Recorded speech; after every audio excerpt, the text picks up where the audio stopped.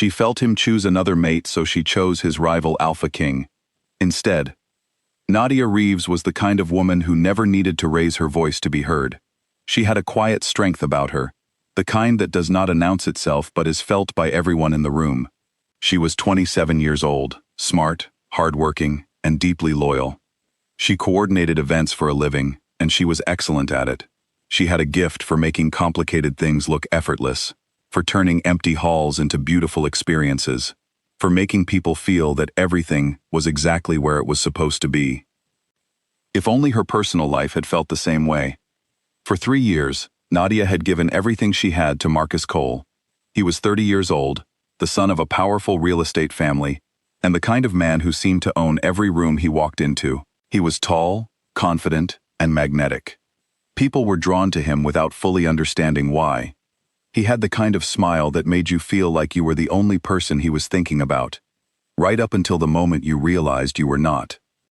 Nadia had loved him completely, not in a loud, dramatic way, but in the deep and steady way that only truly devoted people love. She remembered his mother's hospital appointments without being asked. She stayed up late helping him prepare for business presentations. She turned down a career opportunity in London, a real, life-changing opportunity, because Marcus had held her hand and said quietly that he did not want her to go, and she had stayed.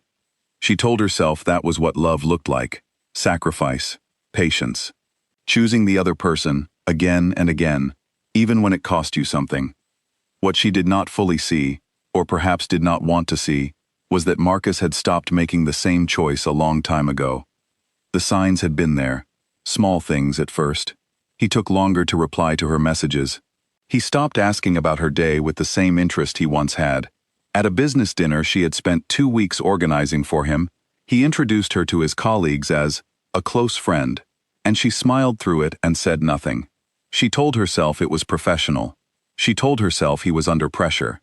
She found reasons, good, generous reasons, for every distance that grew between them. She made herself smaller. She cooked more. She asked for less. She convinced herself that if she could just be a little more patient, a little more understanding, a little more everything, things would go back to the way they were. They never did. One quiet Thursday evening, Nadia was at Marcus's apartment, organizing a folder of vendor contracts for a company retreat she had personally arranged for him. She was in the kitchen when she heard his voice from the hallway. He was on the phone. His tone was warm and easy, relaxed in a way she had not heard from him in months. She paused without meaning to. He was not speaking about business. His voice was low and intimate, the way voices get when they are speaking to someone they do not want overheard. She caught pieces of the conversation: weekend plans, his father being pleased, a name, Camille, and then, softly but clearly, "We will tell everyone soon." Nadia stood in that kitchen for a long moment. The folder of contracts was still in her hands. The refrigerator hummed. Outside, a car passed on the street below. She understood everything in that moment, not just what was happening now, but what had been happening for months. The distance, the introductions as a close friend, the way he had stopped looking at her, the way he used to. It all rearranged itself in her mind and became something she could no longer explain away. She set the folder of contracts down on the kitchen counter. She picked up her bag. She walked to the front door, opened it quietly, and stepped out into the hallway. She did not slam the door. She did not leave a note. She simply left. She drove home through the city without the radio on. The streets were half empty. The lights of other buildings blurred past her window. By the time she parked outside her apartment, something had shifted inside her. Not broken exactly, but changed. Like a door that had been gently but permanently closed. She allowed herself that night. A full, private, honest night. She sat on her bathroom floor and cried in a way she had not cried in years. Not out of anger, not out of jealousy, but out of grief. She was grieving the version of her life she had believed in, the future she had quietly built in her mind, the woman she had slowly been becoming smaller and smaller to protect. She let herself feel all of it. And then, when the morning came gray and soft through her curtains, she got up. She washed her face. She made herself a cup of coffee. She sat at her kitchen table and, for the first time in a very long time, made a decision entirely for herself. She called London. The position was still open.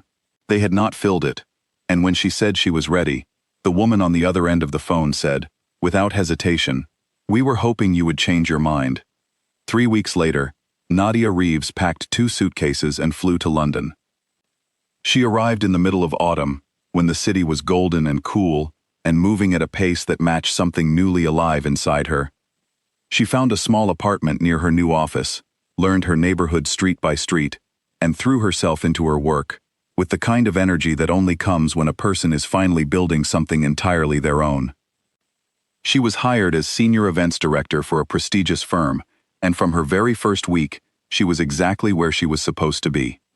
She was good at her job in London, in a way she had been good at it at home, but here, nobody knew her as Marcus Cole's girlfriend. Here, she was simply Nadia, and Nadia, it turned out, was more than enough. It was at an industry networking dinner, one she had been contracted to produce, that she first met Julian Ashford. Julian was 33, the founder of a business empire he had built entirely from the ground up. He was not the kind of man who needed a crowd to feel powerful. He was calm and deliberate, and he had the unusual quality of making whoever he was speaking to feel that he was genuinely interested in what they had to say. He was well known in the industry, and, though Nadia did not know this yet, he was the one person in the professional world that Marcus Cole privately considered his most threatening rival. Nadia met him while she was working. She was moving through the event with her clipboard and her earpiece, managing 12 different things at once, when Julian stopped her near the entrance to ask a question about the seating arrangement. It was a practical question, asked without any performance or flattery. She answered it efficiently and moved on. He found her again at the end of the evening, when the guests were leaving and the catering team was clearing tables. "This was the best-run event I have attended in 2 years," he said simply. "I wanted to tell you before I left." She thanked him professionally, as she would thank anyone. "I mean it," he said. "You made something complicated look completely effortless. That is not a small thing." She looked at him then, actually looked at him, and noticed that he was not performing the compliment. He was just saying it. There was no angle, no follow-up charm, no looking around the room while he spoke to her. He was simply being honest. It was such a simple thing, and it caught her completely off guard. They exchanged contact information in a professional capacity. He had an event coming up, a large product launch, and he wanted to speak with her firm about managing it. She told him to have his assistant call the office. He did, the very next morning. The project brought them into regular contact over the following weeks. They had meetings and calls and emails about venues and schedules and budgets. Nadia was sharp and precise in her work, and Julian was the rare kind of client who actually listened when she gave her professional opinion, rather than immediately telling her what he had already decided. Somewhere in the middle of all of that, they became friends. It happened gradually and without announcement. He began texting her things unrelated to the event, an article he thought she would find interesting, a question about a restaurant in her neighborhood, a short and straightforward message one evening that simply said, "How was your day?" She answered honestly, which surprised her. She told him about a difficult vendor meeting, and a courier who had delivered the wrong linens, and a moment in the afternoon when she had laughed so hard at something her assistant said that she had nearly spilled her coffee. She wrote more than she intended to. He wrote back, "That sounds like a full day. I hope the coffee survived." She smiled at her phone in her apartment alone, and the smile felt like something returning to her that she had not even realized was missing. Months passed. The event launched successfully. They kept talking. One evening, over dinner at a quiet restaurant near her office, Nadia told him about Marcus. She did not plan to. It simply came out. Not dramatically, not with tears, but clearly and honestly. She told him what had happened. She told him what she had heard. She told him about the folder of contracts she had set down on the kitchen counter, and the drive home through the city, and the decision she had made the next morning. Julian listened to all of it without interrupting. When she was finished, he was quiet for a moment. Then he said, he was not careful with something valuable. That was all he said. She did not respond for a moment. She looked at her water glass. She thought about all the times she had explained Marcus's behavior to herself, all the generous, careful, exhausting work of making his actions make sense. And then she thought about how Julian had just summed up 3 years of her life in 9 words, and had gotten it exactly right. No, she said quietly, he was not. She did not cry, but something inside her settled, like a weight she had been carrying without noticing it had finally been set down. Julian told her that evening that he did not want to rush anything.